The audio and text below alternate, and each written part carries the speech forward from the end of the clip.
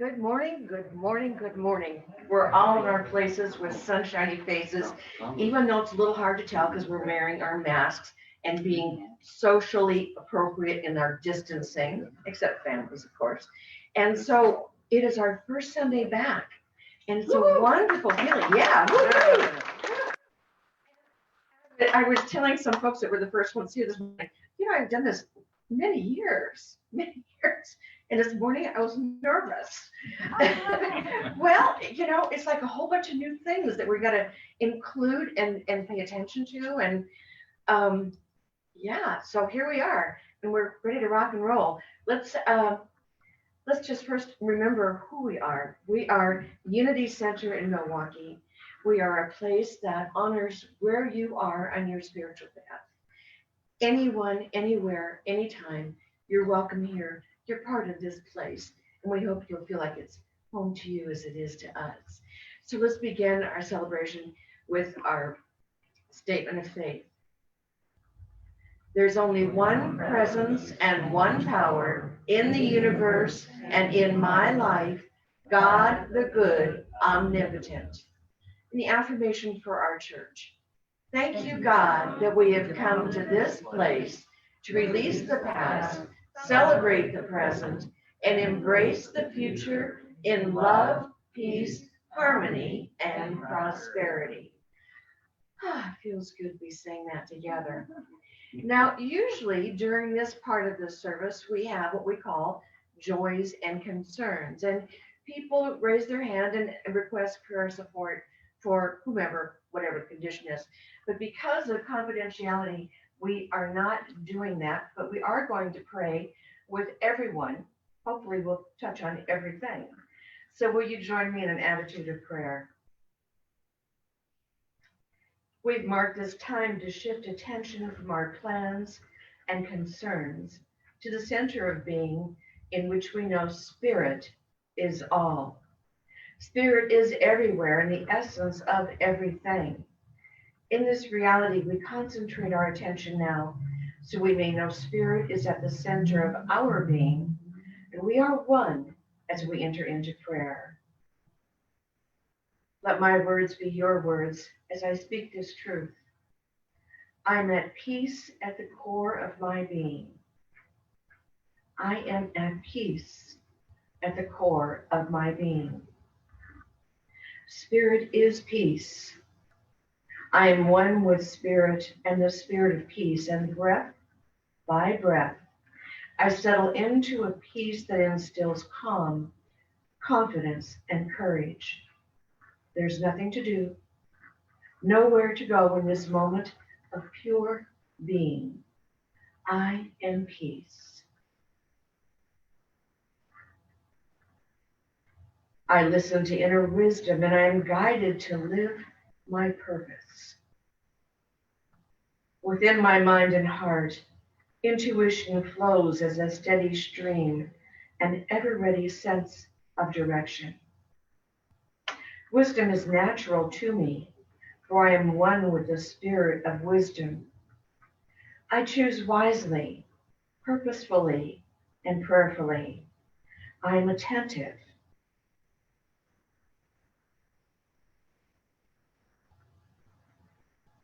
Healing energy flows throughout my being, renewing my mind and body. And in this moment, I release any thought that lessens well-being. I attune to the spirit of life, recognizable as healing, renewing vitality. I live in the flow of healing, renewing vitality. Well-being is my experience as I know the truth of my divine life, my divine plan, God's plan for me. God is my source. Freely I give and freely I receive. The Spirit of God everywhere in the essence of everything is the source of abundant life. When thoughts of scarcity cloud my vision, I rise by giving freely in a state of gratitude. I appreciate the good I give and receive. and I pray.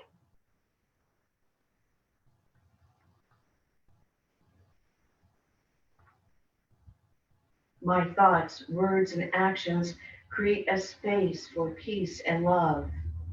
I hold the world and all beings in the light of peace and love. Guarding my thoughts, I choose compassion. Measuring my words, I choose encouragement. Preparing my actions, I choose kindness. I am one with the spirit of peace and love, always and in this moment of prayer.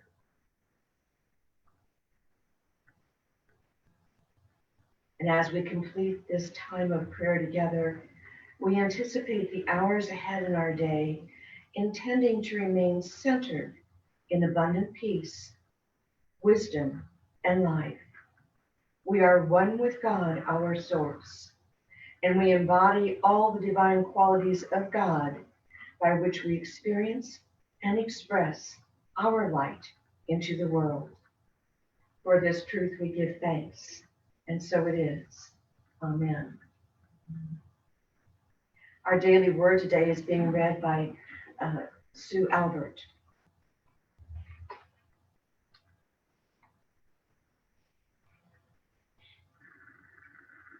Good morning. Sunday, June 28th. Spiritual understanding guides my will. Each day I use my will to make decisions, big and small, that affect the quality and direction of my life. Through the use of my human will, I may make choices out of fear or a sense of lack, or I may be driven by my desire for convenience, comfort, or the pleasures of the moment. The use of my spiritual will, however, directs my choices toward a greater awareness of my divine nature. As I grow spiritually, I use my will to shine my Christ light even more brightly. I grow in willingness to co-create with God as I release my willfulness to do everything on my own. As I live more intentionally from my divinity, the light of spiritual understanding dawns within me and directs my will. I hereby command you, be strong and courageous. Do not be frightened or dismayed, for the Lord your God is with you wherever you go. Joshua 1:9. Thank you, Sue.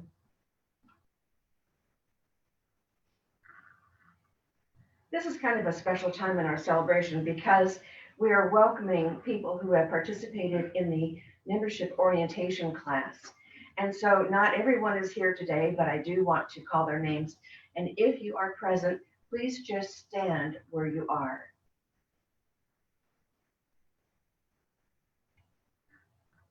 Steve Ehlers, Charlene Leonard, Pamela Ladeke,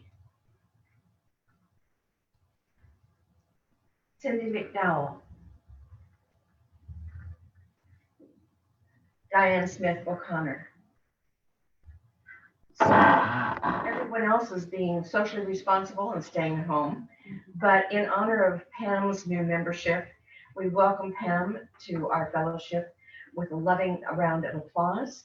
And we will all speak the prayer that we speak for our membership.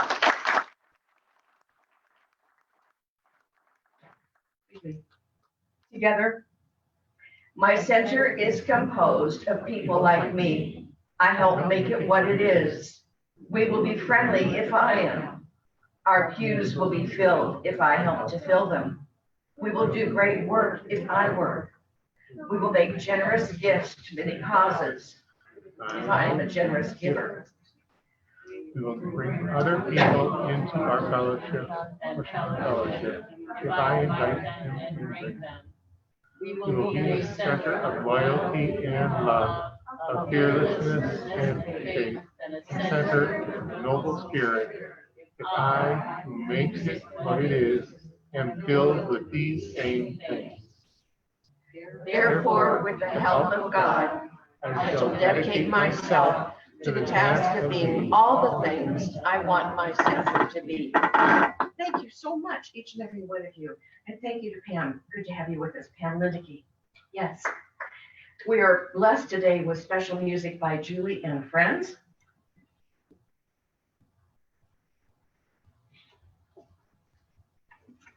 Oh, yeah. I'm playing this for Jason. All right.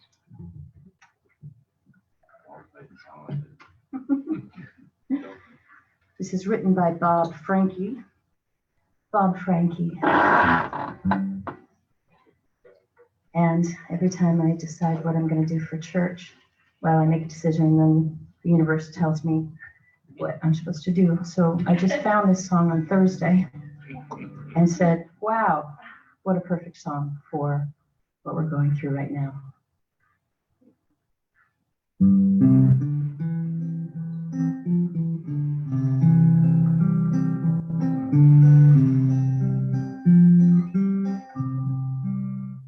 When the angel arrives, there will be terror.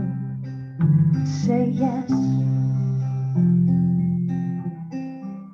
The sound of wings like the breaking of a mirror. But say yes. It will arrive when you're little and you're scared. It will lay claim to the things you've never shared. But though your heart and your soul are unprepared, say yes. It may tear you from home and family, but say yes. It may demand that you become a refugee, but say yes. And when you're tired and you're hungry and you're bored, when you're in pain in a room without a door, and when the angel returns and asks for more, say yes. Hail full of grace, the Lord is with you. Worlds without end depend on you. Blessed is the one whom you bring forth, whom no one else can bring. And when the legions of angels call you blessed, say yes. And were you faithful in each and every test, say yes. And when they ask you in story and in song, were you upheld and protected all along? And did the power of the Spirit keep you strong?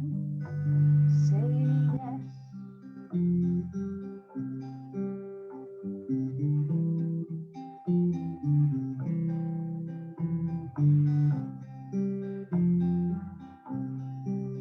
And were you faithful in each and every test? Say yes. And when they ask you in story and in song, were you upheld and protected all along? And did the power of Spirit keep you strong? Say yes.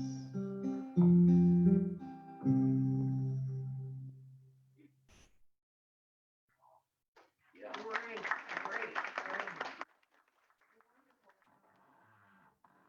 Wonderful song. Yeah, with all of the interesting things that have been going on in our lives, it is the power of the Spirit. And it is that loving kindness between us that has upheld us and allowed us to continue forth on our own journey, regardless of everything else going on. So today, the title of the talk is Paths Are Made by Walking, Not Waiting. So here's the thing, this whole business of being safer at home and closing down and staying in and has really thrown a lot of people, and I have to admit I've kind of been one of them. The idea of not being able to be out with friends, not being able to hug the people, touch people, it's really a challenge for us. And what happens is a lot of times we pulled in to be safe, and now we just kind of shut down. We just pull in our whole beingness and we just shut down. And so what's happened for many of us is finding out how do you pick yourself up and start moving again. And I'm going to suggest a few things that are true but not necessarily fun. It's just part of the lesson for today. We'll just move through it. We waste our time by waiting for a path to appear. We waste our time waiting for somebody else to tell us, take this step, do that, do this next. But it doesn't happen that way. It doesn't usually happen that way. We have to make and create our own. And because if we forget that the paths are created by our taking steps and walking, we can sit around and wait and nothing happens. And then we forget that there's absolutely nothing about our present circumstances, staying home or not, that prevents us from making progress, even if it's just with little steps, one at a time. So let's just cut to the chase. What we truly need to do most often is that thing that we want to avoid. Anybody else? Okay. Say that again. The thing that we need to do most is the thing that we most want to avoid. Yeah, I'm not the only one. Yeah, that's true. But here's the thing, if you don't go after what you want, you're never going to get it. So we have to ask the right questions. And you keep asking questions until you start getting the answers that you need that will help you take the next step. And if we don't step forward, we're always going to be standing in the same place. Not a good thing. Life is a journey composed of many small steps. And the key is to take the steps, a few every single day, even when it's harder for us to feel resourceful. We still want to be taking those steps forward. And we all know this to some extent, right? This is nothing newsy, no big flash. And yet, I don't know about you, but oftentimes we get stuck in cycles of worry, of fear, and other forms of overthinking. Anybody else an overthinker? Oh yeah. I just was amazed. I was on sabbatical in a healing journey, and I was amazed by how little success I had in turning my brain off, turning my mind from just going crazy trying to solve everyone's problems and fix things. But I have been working consistently, not just recently, but for years, on mindfulness and better time management. And I've become a little more proficient. I said a little more, my husband's glaring at me. A little more proficient at getting things done with minimal distraction and procrastination, even working from home. Now, don't pay any attention to him. He's going to tell you that my middle name is Sidetrack. It's not. And I've done really, really well. He's nodding his head. Good man. Okay. So after consistently working with myself over the many years that I've had to do this, I've gotten a little bit better. And even when I was on sabbatical, those of you that know me know that I'm always working in my brain, if nothing else, I'm working. So I wanted to give you an example of one of my days while I was on the sabbatical.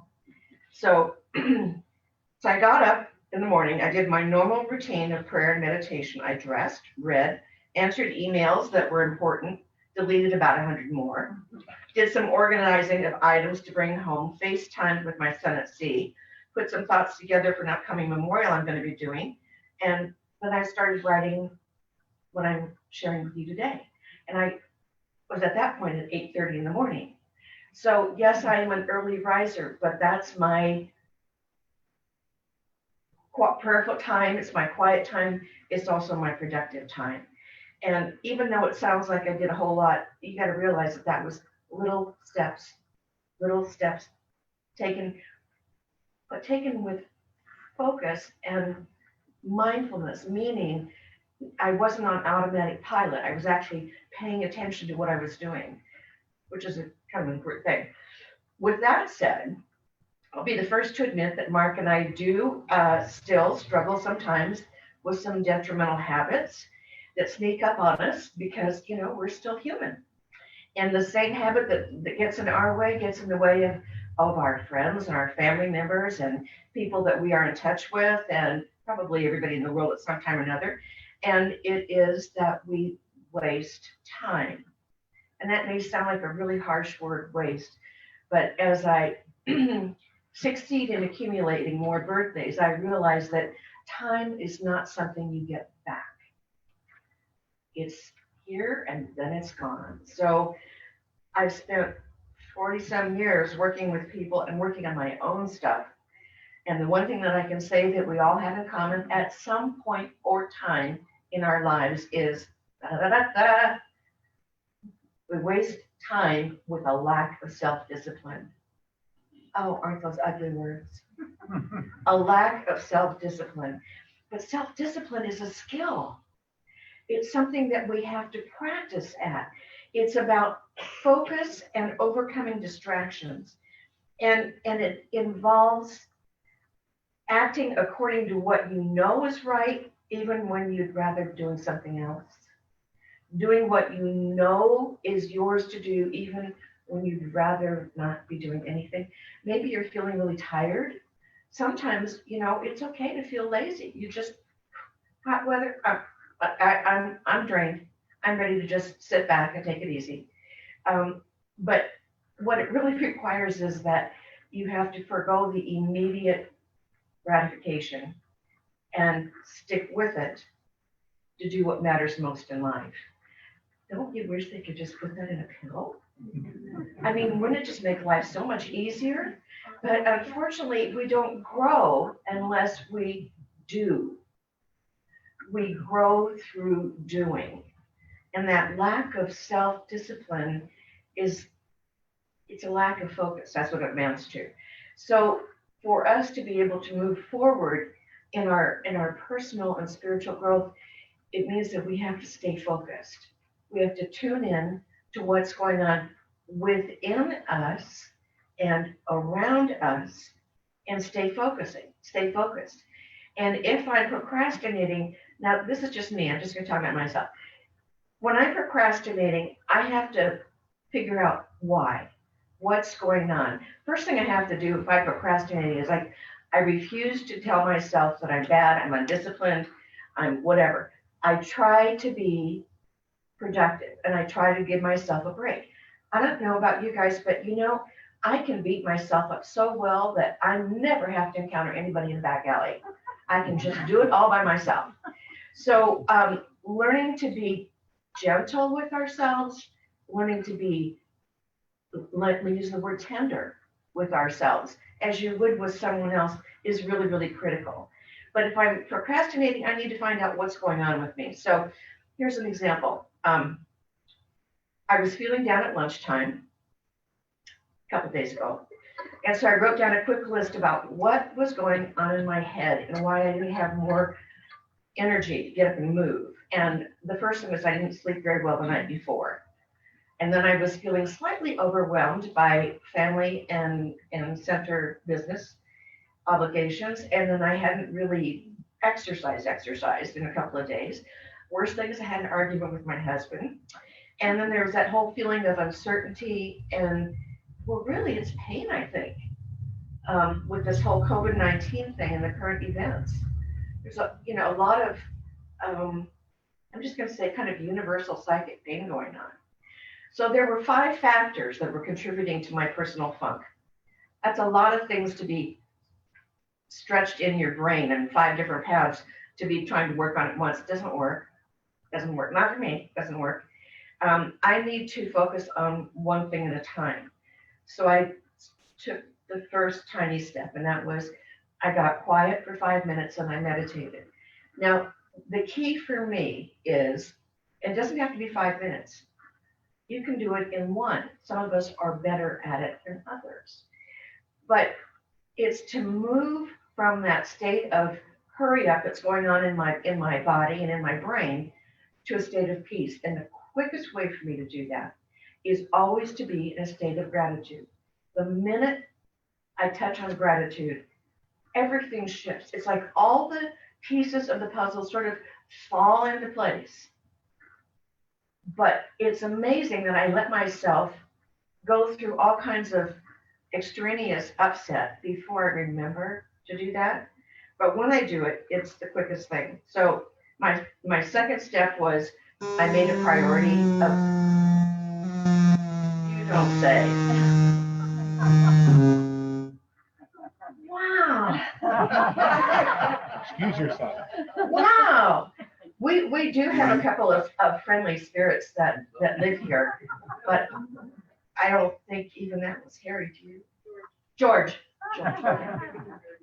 Okay. So I made a priority list, what things need to be done first. And when I did that, that kind of helped clear the way. I went for a little walk, so I got my body moving.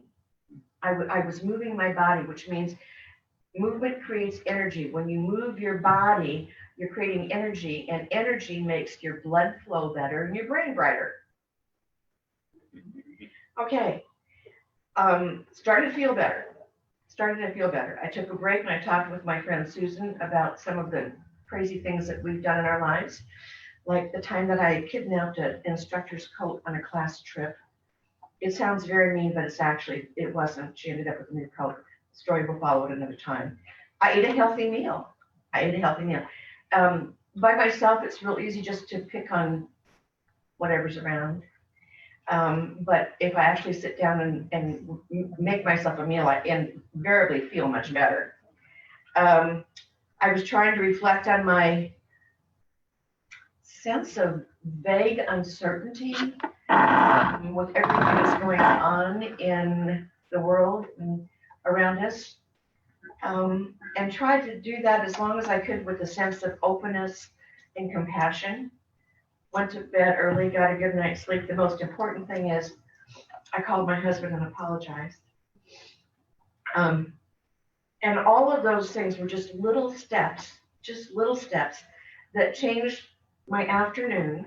It changed my trajectory for the rest of the day, actually the rest of the week. So I'm sure that happens for you too, and can be true for you. It's tiny steps taken one at a time with presence and focus that make all the difference in the world. And the concept of taking one step at a time sounds so remedial, doesn't it? You know, when we're talking, it sounds so ridiculously obvious. But when life gets hard, we kind of lose our better judgment. We do interesting things. We get caught up in a moment and we find ourselves wanting whatever it is that we want, and we want it right now. And we get so caught up in this idea of instant gratification that we become depressed when it doesn't manifest immediately.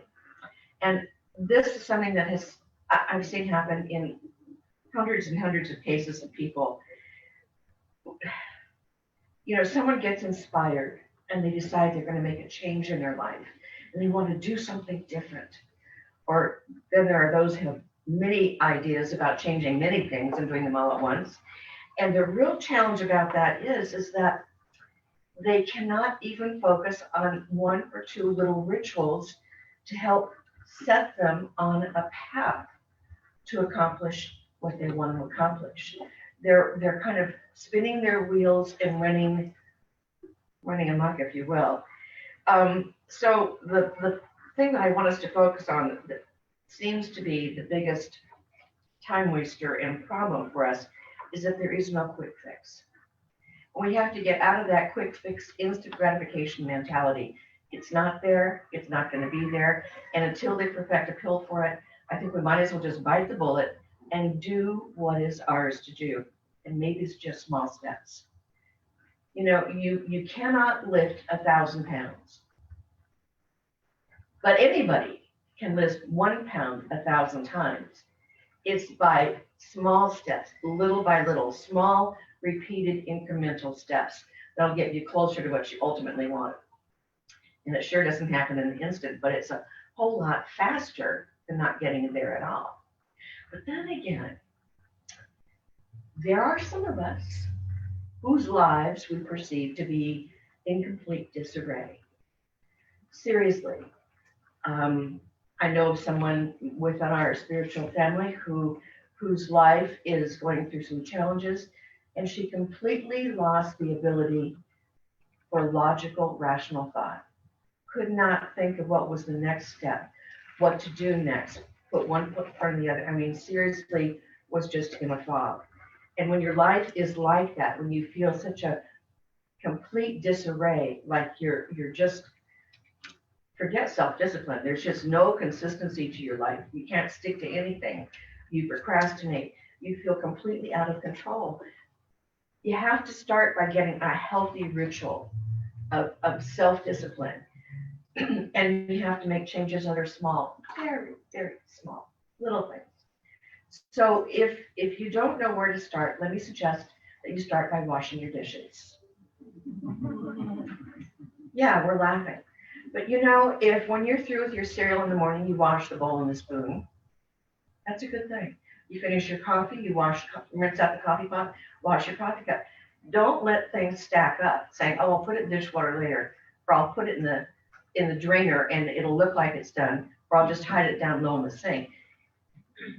All of that means that you have to do something more later. So if you do little by little as you go along, it's amazing how much different things look and how much better you feel. Don't leave dirty dishes in the sink or on the counters. And if you form this one ritual, I mean, it sounds so silly to say it, but really and truly, there have been lots of times that I have needed this basic idea, completely basic idea. Wash your dishes. Wash your dishes. When you start doing it as a routine, you notice that your counter needs to be wiped down and then the sink. And you do those things. And then you start thinking about, oh, I'm going to put my clothes where they belong. What a concept. You start doing little things one step at a time and they become a routine. And that routine helps you to move through time, progressing as you move, not just wasting time or letting time move beyond you, but it means that you start making progress with little steps. So, you know, maybe you start to do something kind of exercisey. Oh, my thoughts of exercise are right up there with bamboo splitters under the fingernails, but you know, exercise is very healthy for you. And so maybe you just start with toe touches. Okay, you're not touching your toes today, but if you keep doing it, by the end of the week, you're going to be further and further down your shins, and you will be. And for those of you people that are really more advanced, just go ahead and do your sit-ups and your crunches. Just see if I care. I don't care. And everybody, eat some more vegetables at night. Eat vegetables at dinner. Eat vegetables at lunch. So do some of these things that sound so silly and simple. And my gosh, was that her whole spiritual message for the day? Yes. Yes. Order is heaven's first law. Order starts with little tiny rituals. You know that you're capable of so much more. You know you are. And you are capable of finishing whatever it is that you start. Absolutely, you are. But right now, if nothing else, just wash your dishes. That's the path forward. Love and blessings to you all. Namaste.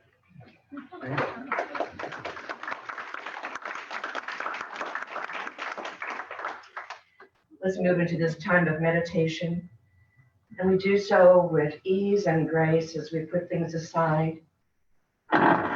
We allow our minds and our hearts to become in sync with one another.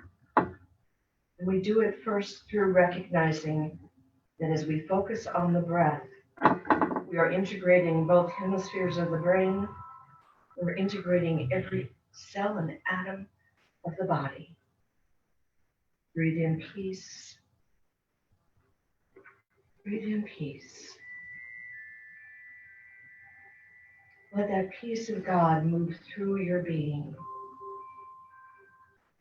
Let that peace of God fill your mind and heart.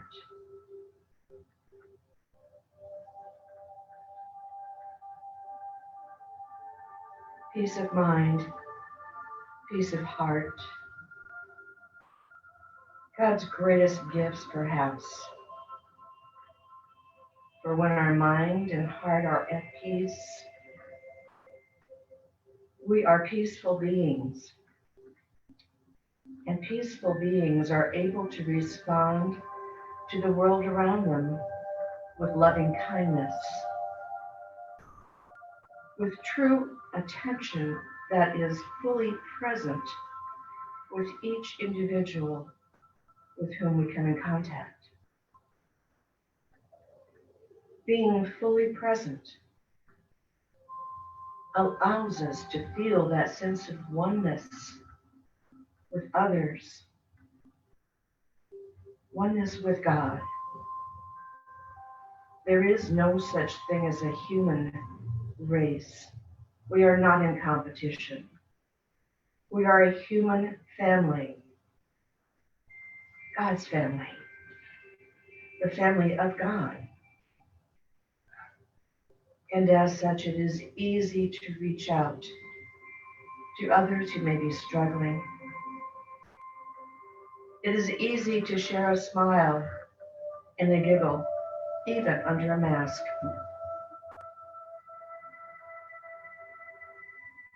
Rest in a silence of peace and allow that peace to fill you so completely.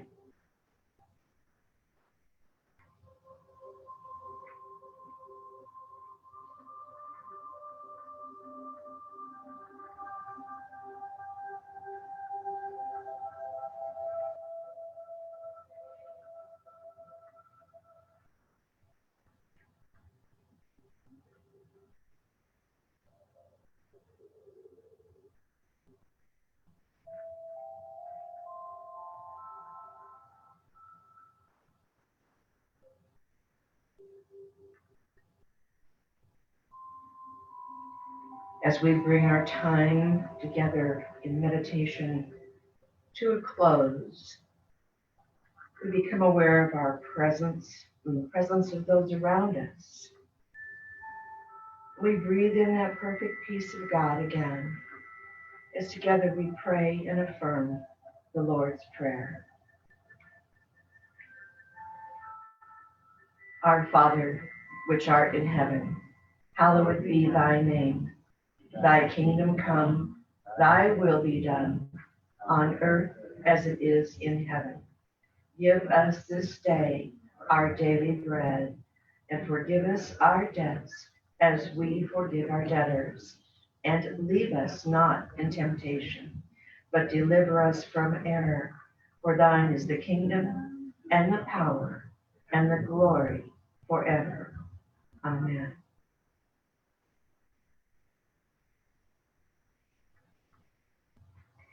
Today we're going to be honoring mothers and fathers in ways that we were not able to do when we were not meeting. And so we have gifts for each of you, and we honor all people for the divine mother or father aspect within them. So there is certainly a gift for everyone out in the by the book sale table in the fellowship hall. At this time, we're going to have our offering, but we're not passing baskets. There are no, there's nothing being passed out these days in the congregation except love. So we'll bless the gifts that we wish to give, and then as you exit, you're going to exit through these hall doors where there are baskets to receive your offering. So let's bless our gifts together. There is no lack or limitation. Freely I give, and freely I receive from God's abundance. I am blessed as I give, and unity is blessed in receiving. Thank you.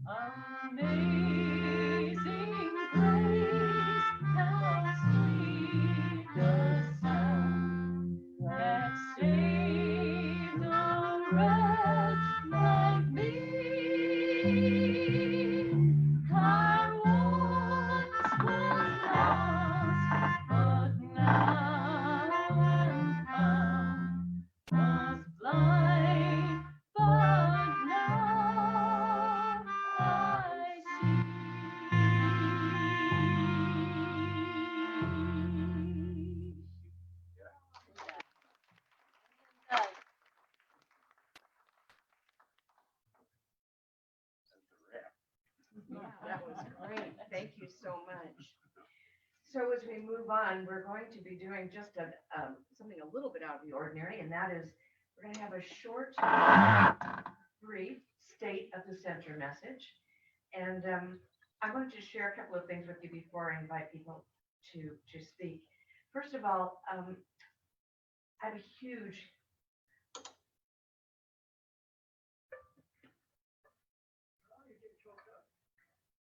hush.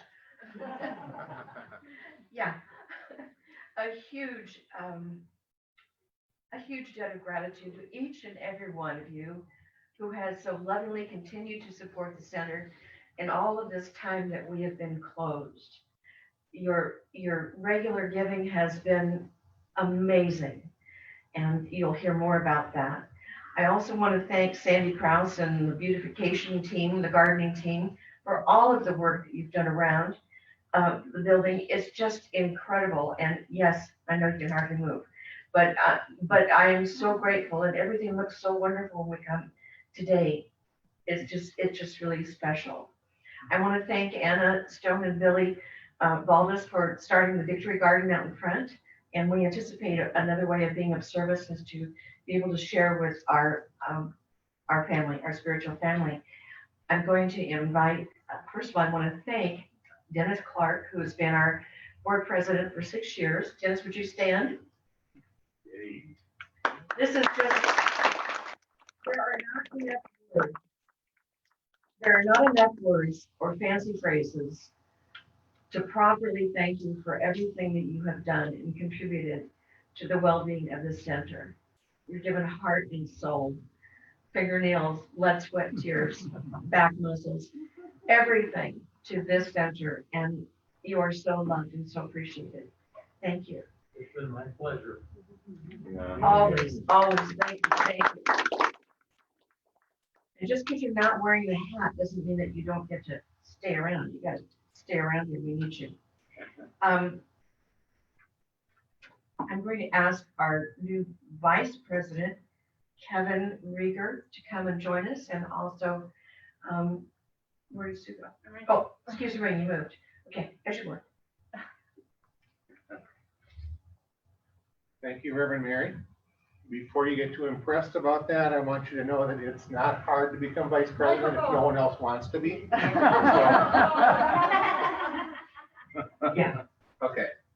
I just want to second how grateful we are for all the volunteers that we've had to work on the center. I mean, I've been here helping out a few times, and there just have been so many people here and so many people that have been here when I was not, to help plant flowers and weed and throw down mulch and decorate our windows, and it's just been really great. So I hope you can make it here sometime.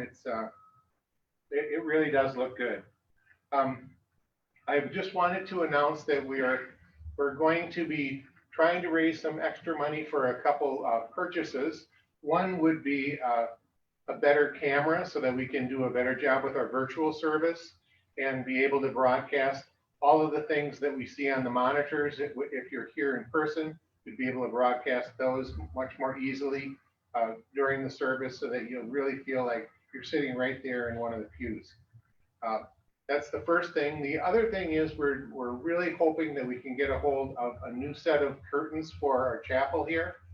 These curtains are ancient, but what we want to do is move into the 21st century with some energy efficient windows that will block out the cold in the winter and the heat in the summer, and just look a lot better than these do. So more on that as we move forward, but those will be some gifts that we're going to try to raise enough money to fulfill. We have had a couple things going on during our closure, and one of them is a Disciples group, which is a group of young kids that rode bicycles all the way from Bloomington, Indiana. And I want to bring up Linda because she was the one that helped welcome them here. So this was a fun thing. In the middle of us being closed, we got an email one day from a group from Bloomington Unity Church in Bloomington, Indiana, and they said, could we just come and stay at your place? And we'll bring our food, we'll bring our sleeping bags. We don't want anything. And we'll leave your place better than when we came. And it was a group of teenagers and 8 adults and 2 support wagons. And I said, well, how do you guys shower? And they said, we carry our own hose. And in fact, that's what they did. They had the kids out back, showering. So their journey was June 13th through July 4th. We were early in the journey. And they arrived on a Tuesday afternoon, and exuberant youth somewhere in high school years and 8 adults trying to keep them in line. That was kind of fun to watch. And Dennis had snacks, and Sue made brownies, and I had cookies, and it was wonderful to see all 24 of their bikes lined up in the hall by the kitchen. And in the morning, they all stood outside and did yoga and got their pep talk for the day, because it wasn't just about riding bikes, but it was about life is what you're making and the kind of day that you have. And so it was inspiring. They drove through the city of Chicago, through the city of Milwaukee, because they wanted to see Pfizer Forum. They wanted to see the parts of our city that are aching, and they wanted to know about that. And they were just a pleasure and a joy. And this is how they make the trip affordable. So they'll be back in Bloomington on July 4th. They left a shirt for us. This is the 26th year that they've done this. They also have a thank you note. We're going to post it in the hall so you can read it, because it was wonderful. So we opened up our doors, and we're glad we did. Thank you. Thanks, Linda. I don't really have anything more to say, but I'd like to bring Sue up to give us a snapshot of the finances of the church. Good morning. Good morning. For those of you who don't know, I'm Sue Albert, and I'm the treasurer. I have been the treasurer for as long as Dennis has been president. And I don't mind telling you, it is the worst job there is, because I question expenses, I question where the money's going, I try to slow down the train. It's not always well received. The board as a whole has been very supportive, though. So, because we skipped our normal annual meeting in April, and there was no way to avoid that, which would have been a time that we did a new budget and a couple of other things. And speaking with Rev.Mari and Eileen Carlson, who is our accountant and takes care of our books and keeps me in line and coaches me, and we decided that rather than try to prepare a new budget this year, we would continue with the old one. We have been able to pare the expenses down. Some of those will be going back up now that we're starting to operate again. However, I have a couple things that I can tell you, and it's good news. It's good news today. I'm happy to say it's good news today, so everybody can smile. First of all, I want to thank, as Rev.Mari did, you are an amazing group of people, whether you're members, whether you attend on a regular basis, whether you watch us on the live stream and have never set foot in here, which many of you have been doing. You've been supporting us. And I just think it's amazing. The last 2 or 3 months since we've been going through this, and we were sweating it out for a while. I don't mind telling you, worrying and wondering, are we going to be okay? And we're more than okay. I have a little bit of a comparison on where we were last year at this time and where we are now. And these numbers aren't exactly correct today because they're effective through June 23rd.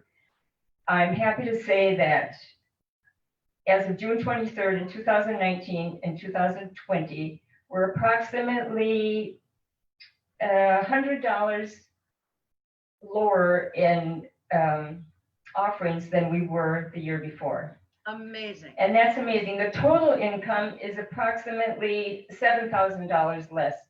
Now, our total income includes rental from various functions and other things, love offerings and various things that go on, plus the preschool and parking. So those things all go into it. So that has been, to me, just an absolutely amazing thing. And if I could thank each and every one of you personally and give you each a hug, I would be thrilled to be able to do that. It's unbelievable to me. Our expenses are down approximately $7,000. So that might give us some idea of what goes on. And some of those expenses are because of advertising that we haven't had to do because Natural Awakenings is our biggest expense right now for advertising. And they, of course, have not been publishing. I think they started up again in June. Is that right? Yeah. So, it was, oh, the new one was just delivered. Okay. So all in all, I can tell you that we are very solvent right now. And I personally am affirming that that will continue so that, we don't know how things are going to go in coming months. We have kept the doors open. We've kept the bills paid. Everybody that needs to get paid gets paid. And I don't know what else to tell you about that. Sandy Krause had someone donate a load of mulch to finish off the garden. Now, I happen to know that mulch is not a small expense when you're purchasing it because I'm on a condo board that we had to purchase it. So when people have been very generous that way. They give of their time, they give of their talent. We started up the cleaning again, so there'll be that expense. So I think as things level out, we're going to continue to be solvent and be fine. So any concerns anybody has, if you have any questions, I'd be happy to answer them after the service, not during the live stream. And Eileen is here. She's preparing the food right now. If I don't know the answer, I go to Eileen with it because she's the accountant. So I thank you all again and best wishes, and thrilled to see everybody here. I wasn't really sure how many we have. So have a great day and enjoy some lunch.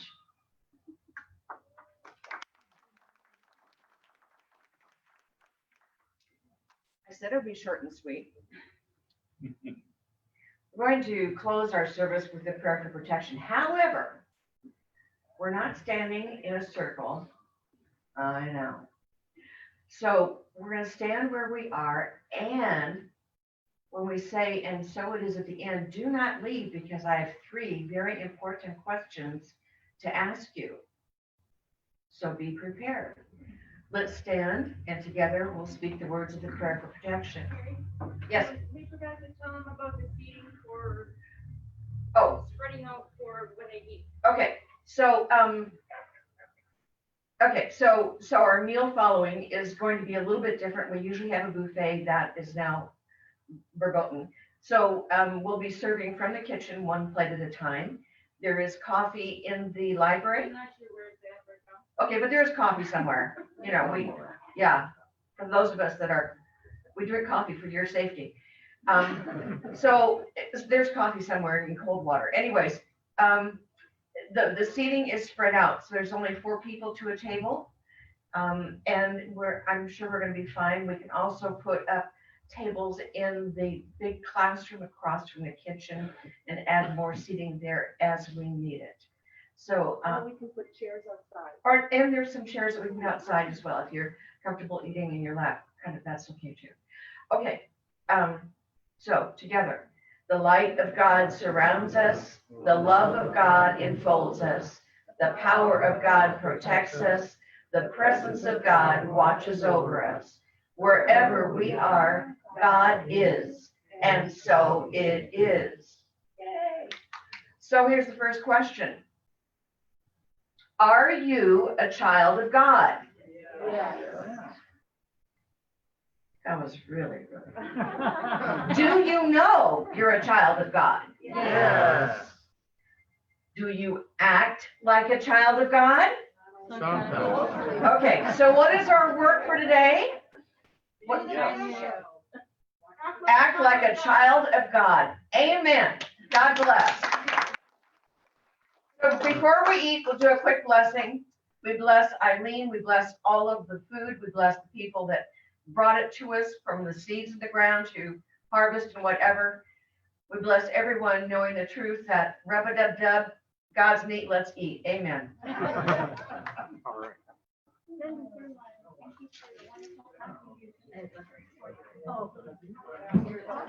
So this is the door to go out, and you can put your offering in the basket as you Kids go. were really cool.